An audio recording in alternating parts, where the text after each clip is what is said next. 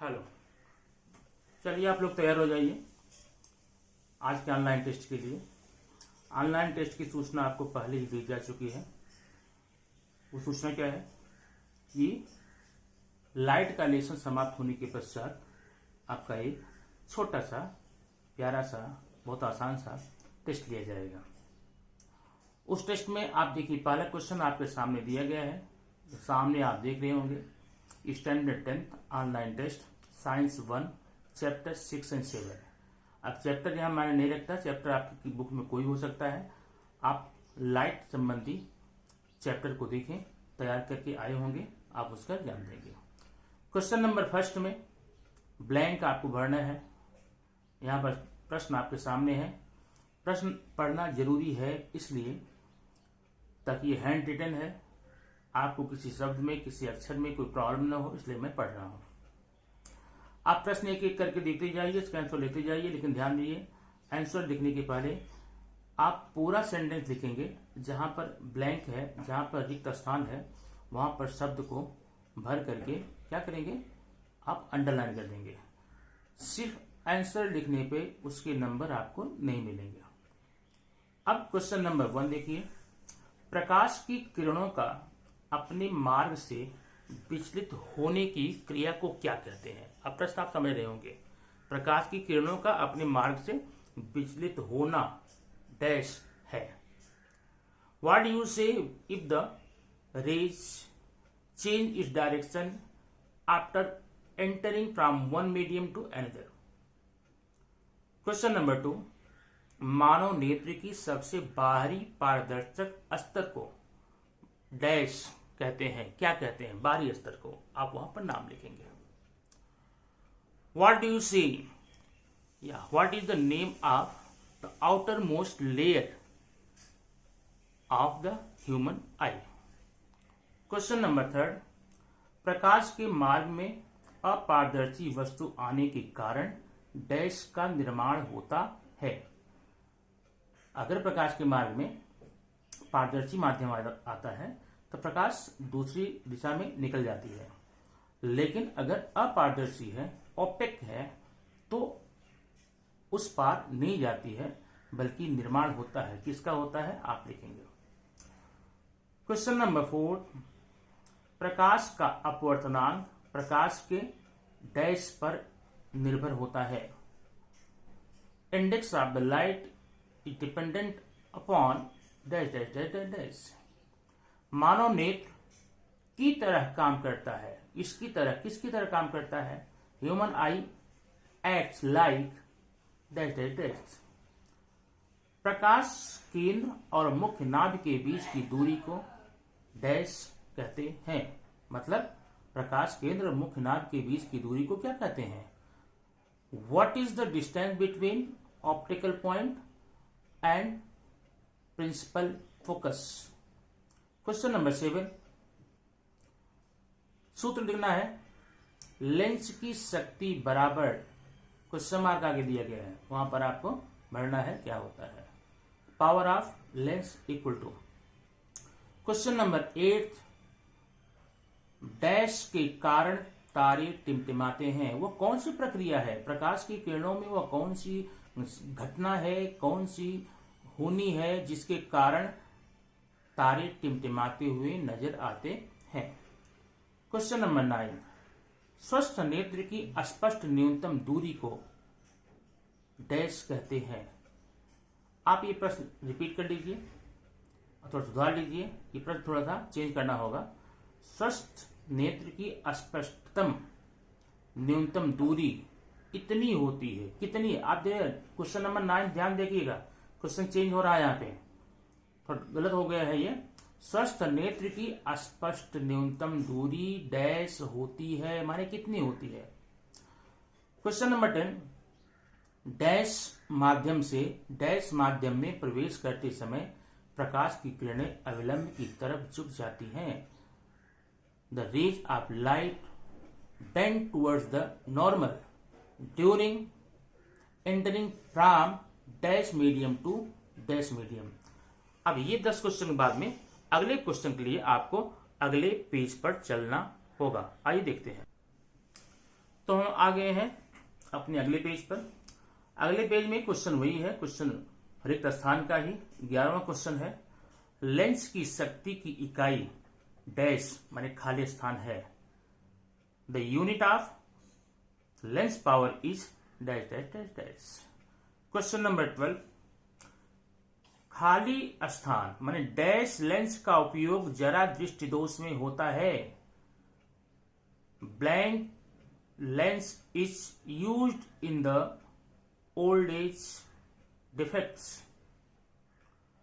Question number 13, खाली स्थान lens की शक्ति धनात्मक होती है। The power of dash lens is positive. घड़ी साज खाली स्थान सूक्ष्मदर्शी का उपयोग करता है। आपको बताना है घड़ी साज वॉच मेकर कौन सी माइक्रोस्कोप का उपयोग करता है घड़ी को बनाने के लिए। ठीक है, चलिए अगला क्वेश्चन है।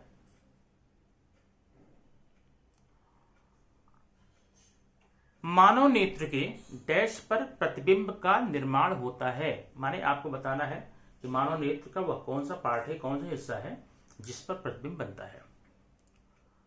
The image is form on the dash part of the I. Next question, वाहनों के पार्श्व भाग समझ रहे होंगे, बगल में, साइड में, व्यू मिरर, पार्श्व भाग में डैश दर्पण का उपयोग होता है। माने जो वाहन होते हैं उसके बगल में कौन से दर्पण का उपयोग होता है आपको यहां पर वो लिखना है। Question number next, search light में डैश दर्पण का उपयोग होता है। वो कौन सा दर्पण है जिसका उपयोग सर्च लाइट में करते हैं, आप यहां पर बताएंगे। नेक्स्ट क्वेश्चन, डैश लेंस की शक्ति ऋणात्मक होती है। Okay, the dash lens having the power of negative. Question number next, dash के कारण सूर्योदय से पूर्व सूर्य दिखाई देता है। माने वह कौन सी घटना है, वो कौन सी प्रक्रिया है, कौन सी संक्रिया है प्रकाश में जिसके कारण सूर्योदय हमें सूर्य से पहले दिखता है। क्वेश्चन नंबर 20, डैश के द्वारा प्रकाश का विक्षेपण होता है। अब डैश के द्वारा आप समझ लीजिए, यहां पर ऑप्शन तो दिया नहीं गया, आप क्या सोचेंगे, यहां पर एक आपको इक्विपमेंट लिखना है, उपकरण लिखना है। वो कौन सा उपकरण है जिसके द्वारा प्रकाश का विक्षेपण होता है, वर्ण विक्षेपण होता है। अब यहां पर आप मैं ऑप्शन अगर दूं, अवतल लेंस, उत्तल लेंस, प्रिज्म, अवतल दर्पण, उत्तल दर्पण। क्वेश्चन नंबर 21, डैश लेंस को अभिसारी लेंस कहते हैं। Blank lens is called converging lens.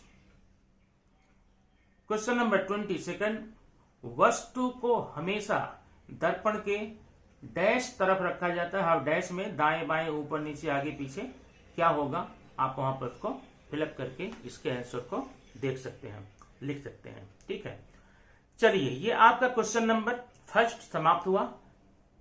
इसकी टोटल मार्किंग 22 मार्क्स की है।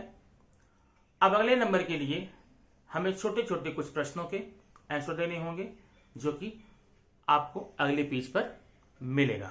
Okay, wait till next page. चलिए अब हम बढ़ते हैं क्वेश्चन नंबर 2 की तरफ। क्वेश्चन नंबर 1, अब में 22 क्वेश्चन थे, सब क्वेश्चन थे 22 मार्क के। अब क्वेश्चन नंबर 2 में कुल मिलाकर 4 क्वेश्चंस हैं और सब के सब क्वेश्चन कंपलसरी, इसमें कोई ऑप्शन नहीं है और प्रत्येक क्वेश्चन के मार्क्स 2 हैं, इसलिए कम से कम 2 पॉइंट आपको इसमें लिखना पड़ेगा, मिनिमम 2 और 3 आप कर सकते हैं।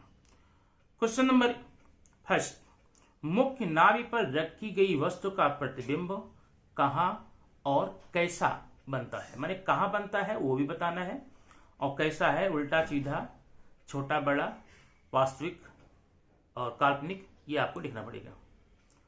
क्वेश्चन नंबर 2, आसमान का रंग नीला क्यों दिखाई देता है। अगर धरती पर से आसमान को देखते हैं तो उसका रंग नीला दिखता है, क्यों दिखता है, यह वैज्ञानिक कारण का प्रश्न है, साइंटिफिक रीजन का। Why do it seems the color of sky is blue। Question number 3 numerical है, 2 नंबर का ये है। 25 सेंटीमीटर नाभ्यंतर वाले अवतल लेंस की शक्ति ज्ञात करनी है। पूरा कैलकुलेट करना, आंसर लिखना यूनिट के साथ। क्वेश्चन नंबर 4, निकट दृष्टि दोष और दूर दृष्टि दोष में अंतर लिखो। ये भी 2 नंबर का है। अब इंपॉर्टेंट क्वेश्चन आ गया थर्ड में, ये 5 मार्क्स का है। इसमें करना क्या है, मुख्य नाभि और 2F के परे, 2F के परे में बियॉन्ड ऑफ 2F के बाहर रखी गई वस्तु के प्रतिबिंब की रेखाकृति खींचिए। मतलब इसमें आपको 2 फिगर बनाने हैं। पहले में कि वस्तु को मुख्य नाभि पर रखा गया है तो प्रतिबिंब कहां रखा गया है, और दूसरे में वस्तु को 2F1 के परे रखा गया है। लेकिन ध्यान दीजिए यहां पर 1 मिनट मैं यहां थोड़ा सा सुधार कर दूं तो बताता हूं आपको। हाँ, तो ये क्वेश्चन है आपको लेंस में बनाना है। आप कंफ्यूज ना हो, इसलिए मैंने बाद में यहां पर लेंस लिख दिया है, माने दर्पण की बात नहीं है। और उत्तल लेंस, ध्यान देना, मुख्य नाभि और 2F1 के परे रखी गई वस्तु का प्रतिबिंब कहां बनेगा। ध्यान रहे यह प्रश्न, यह आकृति आपको उत्तल लेंस में ही बनानी है। तो बच्चों ये रहा आपका 35 मार्क्स का पूरा क्वेश्चन। अभी आपका टाइम मैं बोलूंगा स्टार्ट होने के बाद में, और ध्यान ही देना स्टार्ट होने के बाद में आपको कुल मिलाकर के पूरा 50 मिनट्स मिलेंगे। कितने? 50 ओके। 50, ये आपका 35 नंबर 50 मिनट का टाइम है। अब 50 मिनट से लेकर के 55 मिनट के बीच आपको अपने आंसर को सबमिट करना है। अब ध्यान रखना, बिफोर 50 मिनट्स अगर आप सबमिट करते हैं तो भी आपका मार्किंग नहीं होगा, और 55 के बाद जमा करते हैं तो भी नहीं होगा। माने पूरा पेपर 55 मार्क्स का है, जिसमें 50 मिनट्स में आप आंसर को लिखेंगे, बनाएंगे। अब बाकी 5 मिनट्स में आप इसको सबमिट करेंगे। ठीक है, 55 मिनट्स के बाद या 50 मिनट्स के पहले आपको सबमिट नहीं करना है। 5 मिनट के अंदर सबको सबमिट करना है। और ध्यान रहे सबको इसी ग्रुप में, ऑनलाइन 10th स्टैंडर्ड वाले ग्रुप पे ही सबमिट करना है। नहीं तो कोई मेरे पर्सनल ग्रुप पे डालता है, और मेरे व्हाट्सएप में 250 से 300 व्हाट्सएप है, मैं किसका खोजता फिरूंगा। एक साथ रहेगा। दूसरी सावधानी ये है कि आप प्रश्नों के नंबर को किसी भी कीमत पर चेंज नहीं करेंगे। जो प्रश्न जिस क्रम में है वैसे ही लिखना। चेंज करोगे तो चेक नहीं होगा, क्योंकि देखो व्हाट्सएप में थोड़ा चेक करना मुश्किल हो जाता है। कॉपी तो आपको है नहीं, पलट कर देख लूंगा। ठीक है, इसलिए प्रश्न का क्रमांक सही डालना जिस आधार पे है। ऐसा नहीं कि पहले आप लास्ट का क्वेश्चन कर लिए फिर पहले का कर लिए। ये आपके बोर्ड का एग्जाम नहीं है। आपको यहाँ पर जिस क्रम में प्रश्नों को दिया गया है उसी क्रम में आपको इसके आंसर को लिखना है। ठीक है, और साफ साफ लिखना है, और एक ही बार भेजना है। कई लोग तो 3-3, 4-4 बार भेज देते हैं, कंफ्यूजन पैदा होता है उसमें। ठीक है, मोबाइल चेक करना मुश्किल होता है, आप लोगों को पता नहीं होगा। इसलिए एक बार भेजिए, 5 मिनट के अंदर भेजिए। अब आपका टाइम घड़ी देख लीजिए। इसके बाद 50 मिनट तक आप लिखेंगे, अगले 5 मिनट में डिस्पैच करेंगे ताकि मैं उसको चेक करूं। Best of luck, do your best.